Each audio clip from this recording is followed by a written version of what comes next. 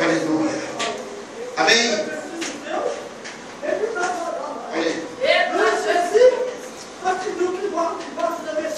Meu Deus.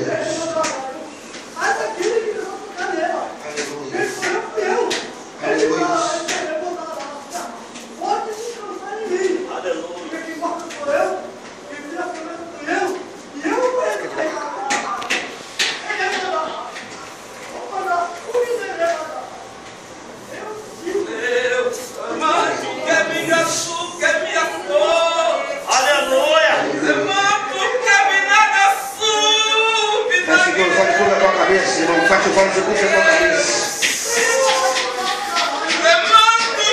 Curva a tua cabeça e fecha os teus olhos. Aleluia.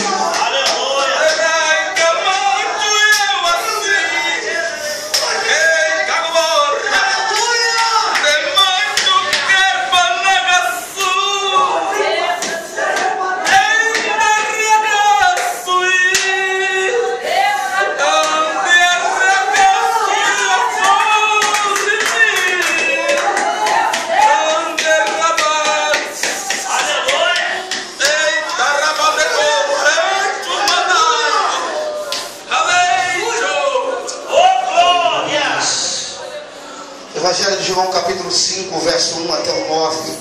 Quem achou, diga glória a Deus. O tema da campanha é o quê? Em busca de um milagre. Amém. O tema da minha mensagem hoje é a espera de um milagre. Aleluia. João, capítulo 5, verso 1. Quem achou, diga amém. Diz assim a Bíblia Sagrada: depois disto, havia uma festa entre os judeus, e Jesus subiu a Jerusalém. 2. Ora, em Jerusalém, há próximo à porta das ovelhas um tanque, chamado em hebraico ou hebreu Betesda, o qual tem 5 alpendres. Diga assim comigo: casa da misericórdia. Nesse jazia grande multidão de enfermos. Versículo 3. Cego, manco e ressecado, esperando o movimento da água. 4. Porquanto um anjo em certo momento descia do céu e agitava a água, e o primeiro que ali descia, depois do movimento da água, sarava de qualquer enfermidade que tivesse. Diga qualquer enfermidade. Diga qualquer enfermidade. E estava ali um homem que havia 38 anos se achava enfermo. E Jesus, vendo esse deitado e sabendo que estava nesse estado havia muito tempo, disse-lhe: queres ficação? O enfermo respondeu-lhe: Senhor, não tenho homem algum que quando a água é agitada me ponha no tanque, mas enquanto eu vou, desce outro antes de mim. Versículo 8. Jesus lhe disse: levanta-te, toma o teu leito e anda. Logo aquele homem ficou são e tomou o seu leito e andava. E aquele dia era sábado. Curva a sua cabeça, por favor. Curve sua cabeça e diga: Senhor meu Deus. Fala com fé: Senhor meu Deus. Mais uma vez eu lhe peço, desvenda os meus olhos, para que eu possa ver as maravilhas da tua palavra, e ouvindo adquira fé para sair daqui esta noite com o meu milagre, em nome de Jesus. Você pode se assentar glorificando, exaltando a Deus. Bendito e eternamente está aqui para buscar, aleluia, aqueles que vêm receber dele nesta noite, em nome de Jesus. Glória a Deus. Glória a Deus. Amados e queridos irmãos, eu vou tentar correr o máximo que eu puder, para tentar encerrar o mais rápido possível, por causa do horário. Eu gosto da Bíblia Sagrada, principalmente do livro de João. Eu aprendi que o livro de João é o livro do novo convertido. Por que o livro do novo convertido? Porque no livro de João você descobre quem é Deus, quem é Jesus e quem é o Espírito Santo. Qual é a missão de Jesus e qual a missão do Espírito Santo.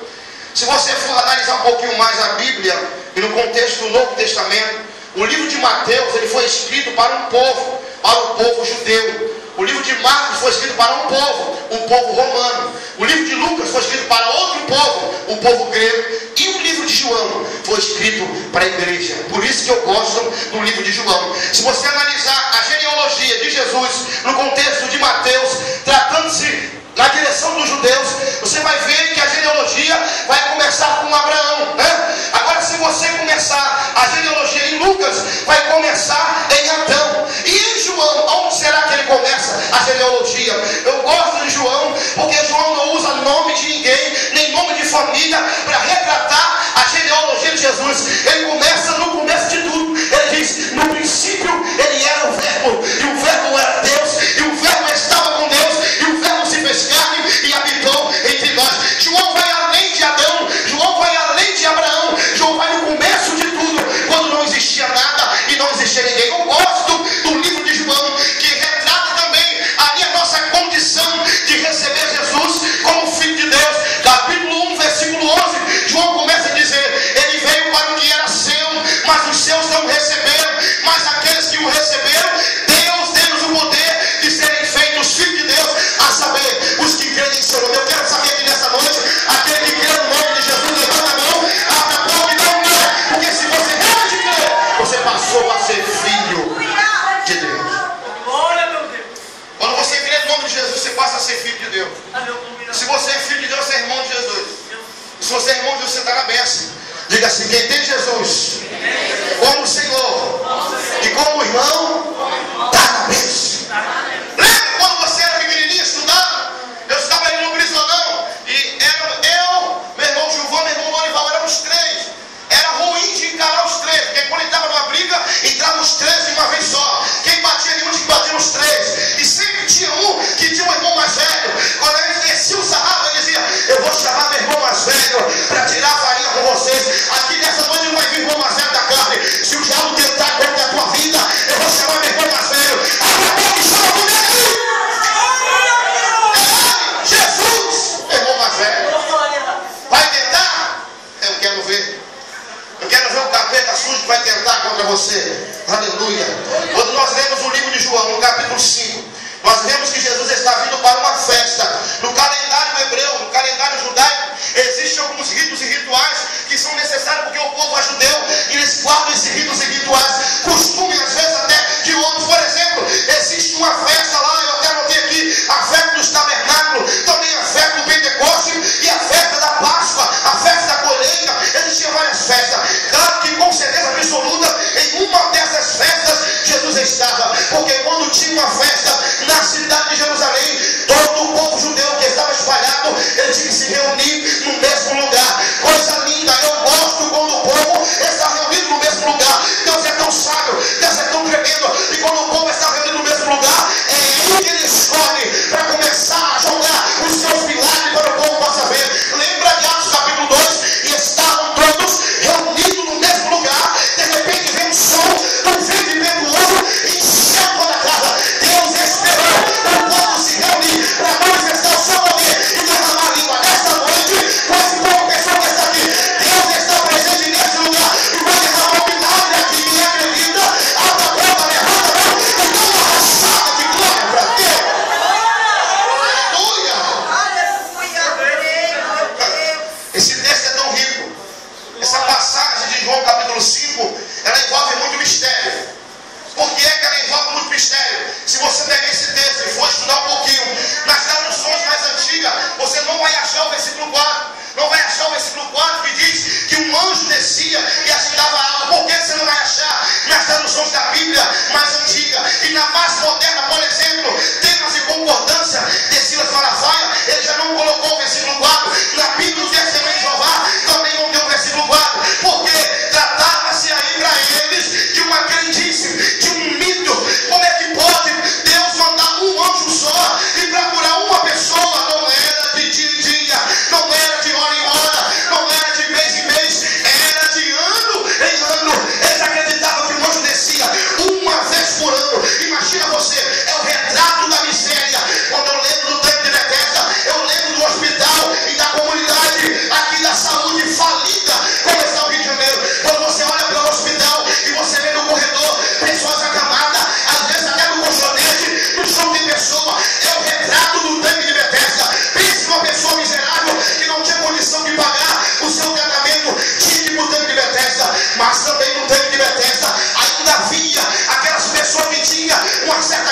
financeira, que tinha condição de pagar um escravo, para quando a água é agitada, aquele escravo jogava a pessoa dentro do tanque. E eu vou perguntar, quem não tinha dinheiro ficava onde? Meu Deus. Presta bem atenção, ele disse que tinha algumas camadas, eram os andares. Quem está aqui perto da água, logicamente está mais próximo de receber o quê? Um milagre. Quem está aqui, mais difícil. E quem está lá em cima, mais difícil ainda. Eu gosto do texto que diz que quando Jesus chega naquele lugar, Jesus sabe que aquele homem está naquele estado há muito tempo. Quem foi que falou? Quem foi que falou? Você quer saber quem foi que falou? Jesus não era um camarada que tinha bola de cristal, não, gente. Tem gente que pensa que Jesus tinha bola de cristal. O poder que ele tinha lá no céu, em Filipenses capítulo 2, versículo 5, diz que ele abriu mão, ele assumiu um corpo de carne, um corpo de homem, e foi reconhecido em figura humana. Ele dependia somente da revelação do Espírito Santo. É por isso que Atos capítulo 10, versículo 39, diz que Deus ungiu a Jesus de Nazaré com o Espírito Santo e com poder, e levou por toda parte, fazendo bem e curando os oprimidos do diabo, porque Deus era com ele. João também diz que Jesus foi batizado nas águas e também recebeu o batismo do Espírito Santo. Deus não precisa ser batizado no Espírito Santo. Jesus não precisa ser batizado no Espírito Santo, mas como homem, ele precisava ser cheio do Espírito Santo. Imagina ele chegando naquela porta que ele tem. Na entrada do tanque, segundo os estudiosos da Bíblia, os nossos escritores hebreus, ele diz que existia ali apostadores de milagre. Imagina, você sabe da tua vida, mas sempre tem um fofoqueiro que também sabe. É assim ou não é? E eles ficam quase que apostando. Esse ano a irmã Gina vai largar a muleta ou não vai? Ó, será que esse ano ela vai parar de largar a muleta ou não vai? Eu vou apostar com você que não. Aí o capeta, eu vou apostar que vai. Aí eu aposto que não. Será que a irmãzinha, o filho vai sair da droga esse ano? Eu aposto. Os capetas ficam apostando. Não, ele não vai sair esse ano. Será que ele vai sair ano que vem? Será que o carro dele chega esse ano? Será que a casa dele chega? Será que ela consegue engravidar esse ano? Será que a porta de Deus fica apostando? E ali na porta do tanque de Betesda, existiam os apostadores de milagre. Imagina, Deus passando por eles. Dá licença, dá licença. Você nota que o texto diz que ninguém deu atenção para Jesus. Ele era conhecido. Jesus era conhecido. Onde ele passava a multidão. Eu gosto dessa palavra multidão, porque para ser multidão tem que ter no mínimo, diga, 2.000 pessoas. Multidão, no mínimo 2.000 pessoas. De 2 a 5.000 já é multidão. E ali diz que era uma grande multidão, não era só uma multidão. Era uma multidão grande. Vou lhe falar, meninos, crianças, mulheres que não eram contadas. Com certeza tinha mulheres enfermas também, mas não eram contadas. Porque as mulheres e as crianças não eram contadas como número na Bíblia. Ali tinha uma multidão de doentes. Aí Jesus vem, passa direto. Ele chega perto daquele homem, imagina aquele que está lá embaixo. Deus, quando entrou naquela porta, eu quero acreditar. Eu quero acreditar que ele olhou para o céu e falou: anjo, hoje tu não vai descer mais da água. Água, hoje você não vai ser agitada. Sabe por quê? Quem está aqui é maior do que o anjo, é maior do que a água. Anjo, hoje você não vai descer. Água, hoje você não vai mexer. E ele entrou. Imagina a notícia. Vai ter um camarada lá em cima andando. Quem é que está andando? Mas eu não vi água ser agitada. Eu paguei para estar aqui na beirinha do tanque para alguém me jogar. Eu paguei, está aqui o meu mucamo, está aqui o meu escravo. Eles estavam esperando a água para lançar para me jogar, mas eu não vi água mexer. Olha para o irmão e diga assim: às vezes na sua vida, aparentemente, você vai ver que nada está acontecendo. Mas quem falou que não está acontecendo? Diga, você não precisa ver para crer. Você tem que crer para ver. Diga, tem que crer para ver. Diga, tem que crer para ver.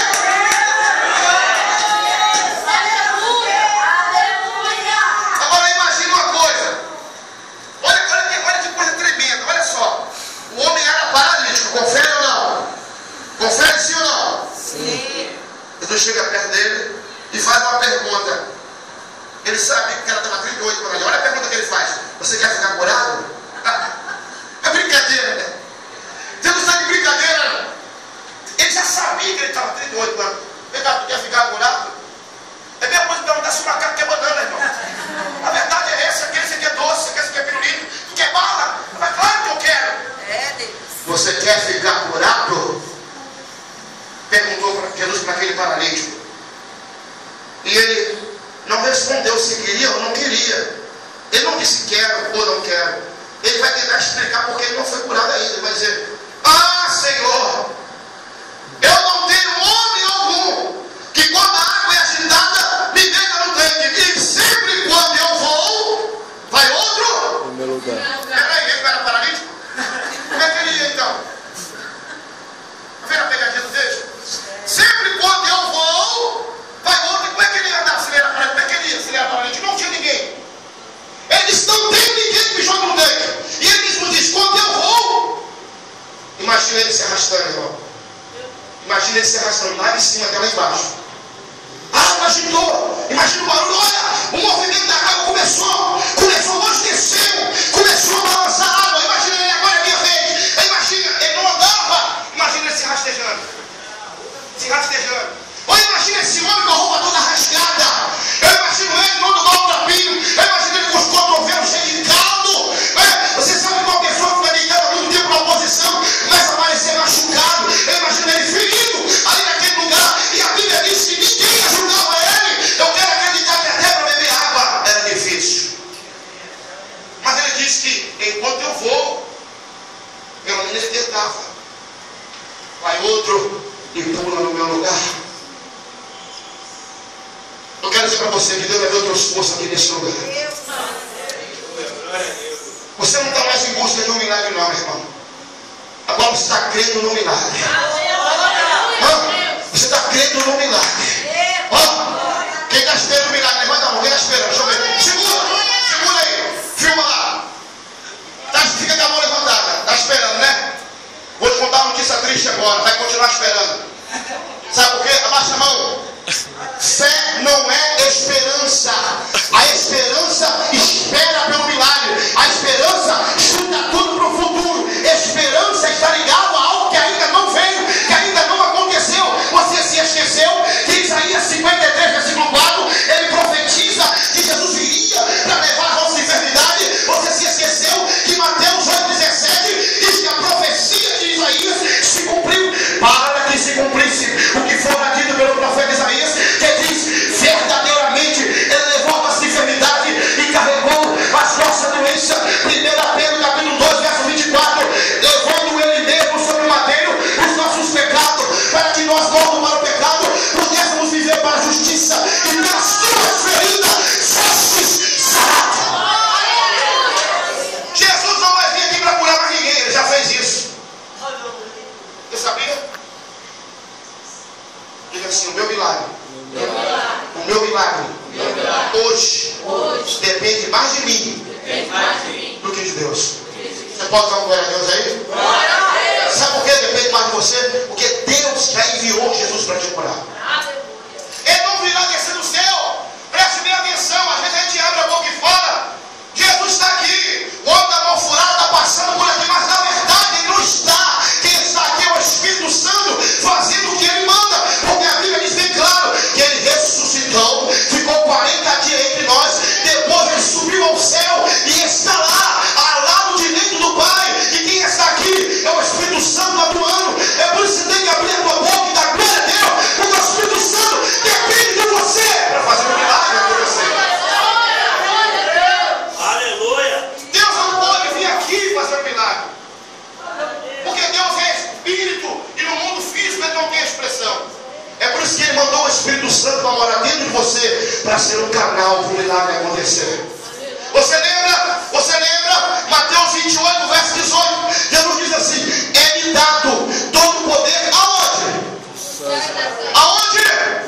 No céu e na terra. Mas em Lucas 10, 19 ele diz: eis aí que eu vos dei poder para pisar serpentes e escorpiões e sobre todo o poder do inimigo, e nada vos causará dano. Quem tem poder? Quem recebeu o poder? Quem recebeu o poder? Abra a boca, e agora diga eu. Diga eu. Recebeu? Atos 16, 15. E por todo mundo e pregar o evangelho a toda criatura. Quem crê e for batizado será salvo. Quem não crê será condenado. E esses sinais acompanharão aqueles que crê. Cadê os que crê? Cadê? Olha você. Em meu nome falarão novas línguas. Olha, pegarão serpentes e escorpiões. Se beber alguma coisa mortífera sem saber, não vai causar dano algum. E se puser as mãos aos enfermos, eles ficarão curados. É uma realidade.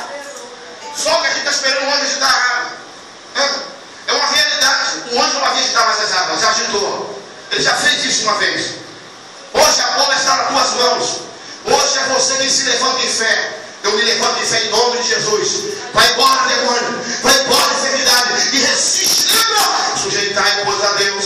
Resistir o diabo e ele Tirar de vós. Tem pessoas que não acreditam nisso. Sai! O diabo não sai. Sai! Deus não sai. Por que o diabo não sai? Porque não sabe o poder que tem. Quando você sabe a autoridade que tem, meu irmão, você levanta a voz uma vez só. Eu já vi pessoas lendo o Salmo 91 para o diabo. A pessoa cai endemoniada, aí em vez de ele expulsar em nome de ficar lendo, aquele que é melhor escolhido do Altíssimo, pega a Bíblia assim, fica tremendo a Bíblia assim, ó. Aquele que é melhor escolhido do Altíssimo, a sua poder descansará, e ele sobre meu Deus. Ah, o Salmo 20 desceu, mas o pastor não voltará. Mas eu falo de mim, tremendo com medo do capeta. O diabo conhece a Bíblia, para que ela liga para ele? Você tem que usar o nome de Jesus. Nome de Jesus. Em meu nome, você Glória a Deus. João capítulo 14, versículo 12, ele diz: em verdade vos digo que aquele que crê em mim, quem crê? Cadê? Fará as mesmas obras que eu faço e fará maiores. É uma questão de fé, é uma questão de acreditar. Eu quero dizer para você, meu irmão, que Jesus lá na cruz do Calvário, ele venceu o diabo e venceu os demônios e depositou essa vitória na tua conta. Isso é muito forte. Ele venceu o diabo e os demônios, depositou na tua conta essa vitória. Sabe por quê? Você não podia vencer o diabo nem os demônios, por isso que ele veio vencer por você. Está depositado na tua conta. Você tem crédito no céu com Deus. Então, pelo amor de Deus, não fique esperando o anjo vir agitar água. Não espere mais o anjo agitar água. Você que tem que agitar água. Não é o anjo que agita, é você quem agita. Lembra que ele falou: aquele que crê em mim, como diz a Escritura, no seu interior fluirão rios de água viva. E quando você abre a boca e começa a glorificar a Deus, essa água é agitada. É como se fosse um panelão, uma panela de pressão. Quando você bota um feijão para cozinhar e bota água demais, aí começa. Parece que vai explodir, parece que a turma vai molhar, mas é isso mesmo. Quem está sendo a pressa de Deus, o diabo tem que morrer. Você é um latinamente prestes a explodir. Aleluia! Diga assim: eu não preciso ver anjo agitar água para acreditar. Diga: eu que sou agitador. Não são do Espírito Santo. Ah, meu irmão, um crente desse que está aqui, um crente só, um crente desse que está aqui, meu irmão. O capeta, quando olha para ele, fala: lá vem aquele crente maluco, aquele crente doido, aquele crente bíblia, aquele crente tocha, aquele que dá paz do Senhor, aquele que é uma escola dominical, aquele que pratica a Bíblia, aquele que lê a Bíblia, aquele que fica lá na internet buscando conhecimento. Lá vem ele. E quando você bota o pé na calçada direita, o capeta pede o lé, pula para a esquerda. Aí quando vem para a esquerda, ele pula para a direita. Aí ele vai na frente, ele fica na tua frente. Aí tu passa por cima dele, em nome de Jesus. Conta a história de 12 irmãos que foram visitar 2 igrejas. Vestiram-se de paletó e gravata, com todo respeito, uma só mãe no chão. Os 2 bonitinhos, paletó e gravata. Eu queria gostar de botar paletó, mas eu não consigo, irmão. Quando eu boto paletó, parece que ficou cuscuz no fogo. Já sou. Os 2 bonitinhos, paletó e gravata, sabe? Tipo aqueles irmãos, eu falo que é os irmãos artistas. 2 risquinhos aqui, 2 risquinhos no cinto, 2 risquinhos no sapato, 2 risquinhos na gravata. Os irmãos pregador popstar. Pregador popstar é assim, né? Ele bota um cabelo Chanel, 2 risquinhos na gravata, 2 risquinhos na gola, bota uma gola grande com 2 risquinhos, 2 risquinhos aqui no cinto, 2 risquinhos no sapato, é tudo combinado. Então, os 2 bonitinhos, 2 demônios bonitinhos. Ó, você vai na pentecostal e eu vou naquela que não dá glória, tá bom? Tranquilo, tranquilo. Um entrou, vê a igreja pequenininha, vou entrar nele, vai ser mole. Vou fazer uma bagunça naquela igreja. A outra olhou aquele igrejão, rapaz, tem até ar-condicionado. Vou refrigerar um pouquinho, ele entrou pra lá. Daqui a pouco acabou o culto. Os 2 se encontraram no meio da rua. Vem cá, tá vindo de onde? Você estava no inferno de novo, rapaz? Você está todo queimado. A tua gravata queimada, o pai todo queimado, o cabelo tá... Tu estava onde? Não estava tudo voltou pro inferno. Não, rapaz, eu fui inventar de entrar naquela igreja pequenininha que tinha 2 pessoas lá no lado. Quando os irmãos perceberam que eu estava lá, eles começaram a glorificar. Era uma rajada de glória, uma rajada de mistura. Era fogo para tudo que eu dado. E eu fui queimado, estou aqui. O outro disse assim, então eu fiquei na bênção. Porque na igreja que eu fui, os irmãos ficam reparando na roupa do morto. Se estava com o cabelo liso ou duro, se estava com a saia nova ou não, o sapato estava furado ou não, se a roupa estava passada ou não. Eu sentei no banco, fiquei no ar-condicionado, ninguém nem me percebeu. Porque ele não percebeu eu, porque estava olhando na vida do irmão. Aí eu falei, glória a Deus, ela já pediu esse negócio. Glorifica a tua saúde, exalta a Deus, e glória a Deus, já vai embora. Aleluia. É coisa linda. Será que isso não é uma realidade? É uma realidade. Por muito tempo eu acreditei que o diabo não entrava na igreja. Eu pensava que o diabo quando vinha ficava na porta e ia embora, mas ele entra, sabia? Sabia que o diabo entra na igreja? Ele entra na igreja. E quando você está dentro da igreja, ele bota pensamentos na tua cabeça. É por isso que às vezes você está aqui dentro, está pensando na agora, quando tu dá um mole, caramba, o pensamento, boiei agora, foi lá, foi longe o pensamento, né? Ele não pode saber o que você pensa, mas ele pode lançar pensamentos na sua cabeça. E às vezes você está num ajuntamento como esse aqui, num culto de fogo. Eu queria um culto desse todo dia, meu irmão, com pouca pessoa, mas cheio da graça de Deus, e foi um culto de pessoas, lotando pessoas. Vocês ficam percebendo, mas quem está percebendo a presença? Quem está percebendo? Quem está percebendo? Quem está percebendo? Abre a boca, glorifica a Deus, porque a hora passou eu nem vi.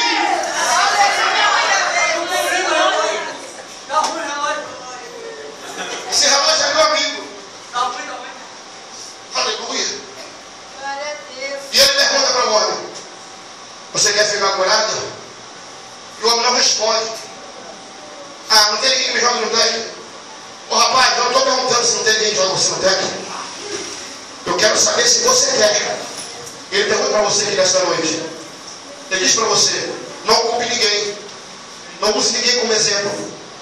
É você e ele agora. Esqueça o motivo de você ficar doente. Esqueça quem fez você adoecer. Sentimentalmente, moralmente, financeiramente, espiritualmente. Esqueça o motivo. Ele está perguntando, você quer sair desse problema agora? Ele está perguntando, você quer a solução agora? Aí você vai dizer, não, mas foi a irmã, mas foi a irmã do pastor que deu uma palavra. Ele não quer saber disso. Ele quer saber se você quer sair desse problema. Ele pergunta, você quer ficar curado? Aí você vai responder, Senhor, eu quero ficar curado. Eu vim aqui porque eu acredito que o meu milagre está aqui nesse lugar. E nessa noite o meu milagre não vai chegar. O meu milagre já chegou. Eu vou sair daqui com ele, cantando hino da vitória, em nome de Jesus. Repita comigo assim. Quando Deus faz um milagre, as pessoas que estão à nossa volta querem que a gente explique o milagre. Mas milagre se explica.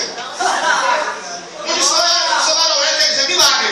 Algo que acontece no reino natural, de forma sobrenatural, que não pode se explicar. Como é que eu vou explicar o milagre? Como é que eu vou explicar isso aqui na parede? Como é que eu vou explicar isso aqui? Isso foge da lógica. Como é que eu vou explicar um homem pular na água e ser curado? Como é que eu vou explicar um outro homem tocar no outro homem e ele sair andando, levantar a cama nas costas? Não tem como explicar isso. Mas uma coisa eu quero dizer para você. Jesus disse, eu sou o caminho e mais o quê? Meu irmão, quando aquele parente teve encontro com Jesus, as células que estavam mortas, os nervos que estavam mortos, foi igualzinho volta ao sistema. Imagina uma célula, irmã, conversando com a outra. Ó, é melhor você criar a vida agora, porque ele é o dono da vida. Quando ele chegou, as células começaram a se tremer, os nervos começaram a se tremer, os ossos começaram a estalar, porque uma pessoa paralítica, os ossos e os nervos ficam engrevados, fica tudo torto. Imagina aquele homem todo torto, e quando ele recebe Jesus, está diante daquela ordem: toma a tua cama e anda. A mente dele bloqueou: peraí, como eu vou tomar minha cama e andar se eu nunca andei? Mas foi uma ordem, não foi ninguém falando, não foi pastor Eliseu, foi Jesus de Nazaré que disse: toma a tua cama e anda. E a Bíblia diz que ele simplesmente pegou a sua cama, colocou nas costas e saiu andando. Eu quero acreditar, os apostadores de milagre, caramba, eu apostei que ele não andava nunca mais, já 38 anos que ele estava ali, mas ele vinha agora. Quem é aquele homem? Quem é?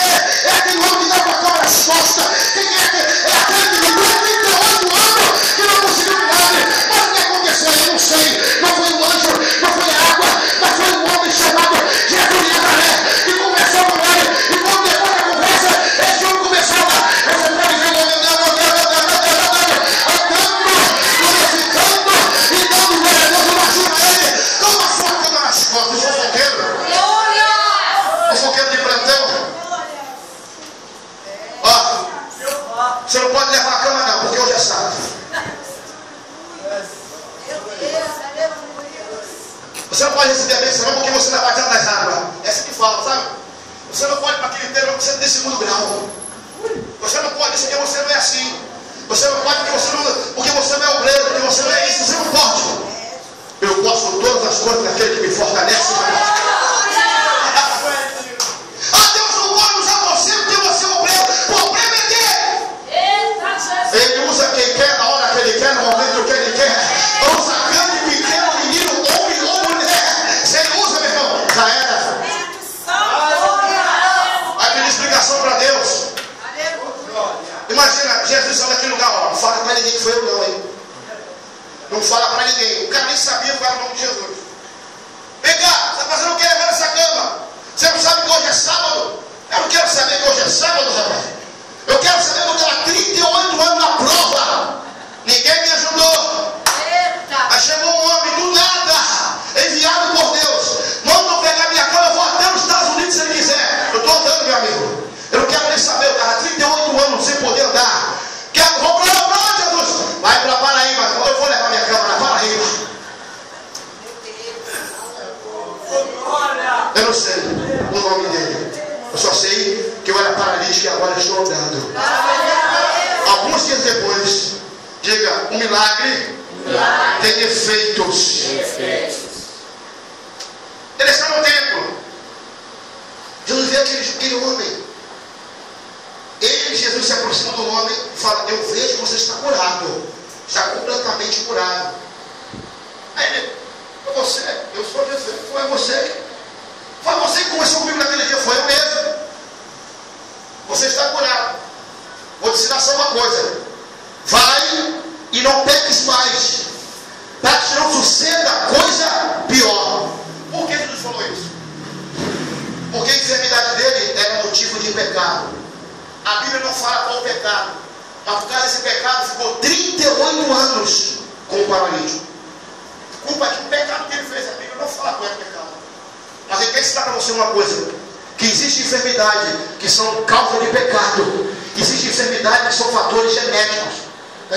Existe deformação no corpo do ser humano que passa de pai para filho. Já está no teu gene isso. Mas Deus é tão poderoso que ele pode tocar lá no teu gene e tirar a deformação que existe. Você sabia disso? Não, porque minha mãe morreu de câncer, vou morrer de câncer. Quem foi que falou isso para você? Porque meu pai morreu cego, vou morrer cego. Quem foi que falou isso para você? Você tem uma intimidade com Deus, sua mãe tem outra, meu pai tem outra, meu tio tem outra. Cada um tem uma intimidade com Deus. Então faça uma reflexão nesta noite. De repente você está buscando um milagre, está esperando um milagre, está crendo no milagre, mas o milagre não vem. A culpa não é de Deus, a culpa não é de Jesus, a culpa não é do Espírito Santo. De repente a culpa está em você mesmo. De repente é uma mágoa que está aí dentro. De repente é um pecado não confessado que está aí dentro. De repente você pensa que confessou para Deus,